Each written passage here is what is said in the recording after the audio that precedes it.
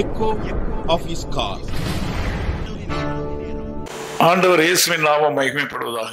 ప్రభు యేసుక్రీస్తు నామము మహిమచెందురుగాక. மறுபடியும் நாம் சந்திக்கும்படி தேவன் செய்த உதவிகளுக்கு நாம் நன்றி உள்ளவர்களாக இருப்போமாக. మనమందరం మరలా కలిసేలాగా చేసిన ఆ కృపని బట్టి ఆయనకి వందనాలు. புலம்பல் 3ஆம் அதிகாரம் 22ஆம் வசனத்தை படிக்கும்போது విలాప వాక్యము 3వ అధికారం 22వ వచనం చదివి ஆண்டவருடைய இரக்கங்களுக்கு முடிவில்லை என்று வேதம் சொல்கிறது.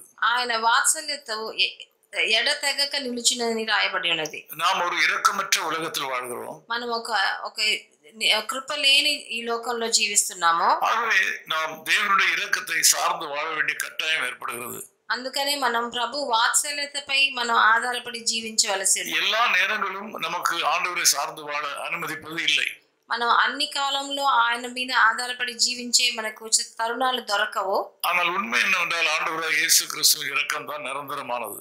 కానీ నిజం చెప్పాలంటే ఆ ప్రభువైన యేసుక్రీస్తు వాత్సల్యత ఒకటే నిరంతరమైనది. மனித உதவிக்கும் சக்திக்கும் ஒரு அளவு இருக்கிறது.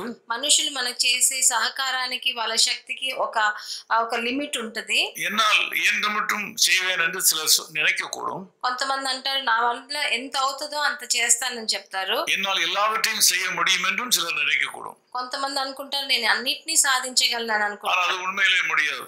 కానీ నిజంలో అది జరగదు. இன்றைக்கும் உங்கள் வாழ்க்கையில பல காரியங்களை நீங்கள் செய்து முடிக்க முடியவில்லை.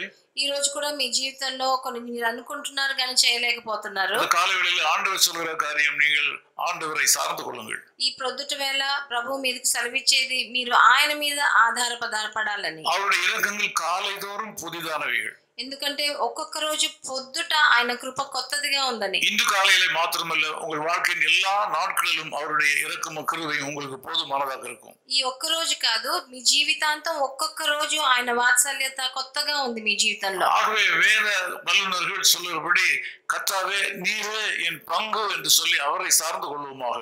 అందుకనే వేద శాస్త్రులు చెప్పినట్టు ఆయనే మన పక్షాన ఉన్నాడని మన జీవితాంతం ఆయన మీద ఆధారపడాలి. அவரை சார்ந்திருக்கிற விஷயத்துல கொஞ்சம் கூட இடம் புரளாதீர்கள்.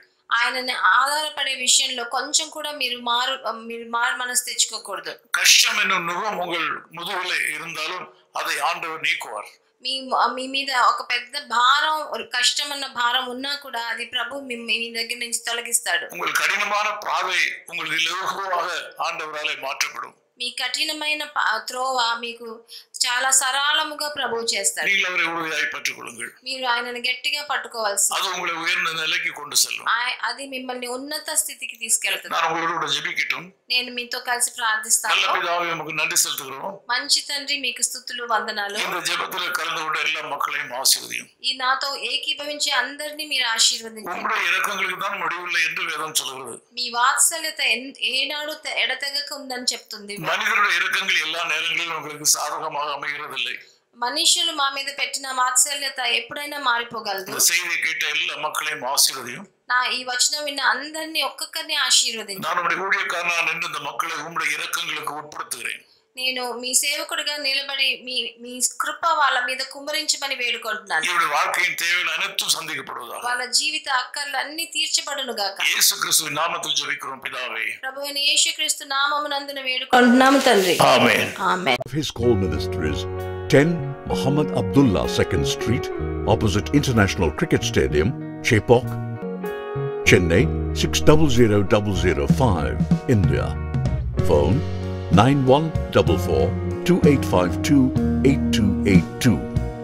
Mobile phone and WhatsApp 919841271858. Email sam@echoofhiscall.org. Website www.echoofhiscall.org.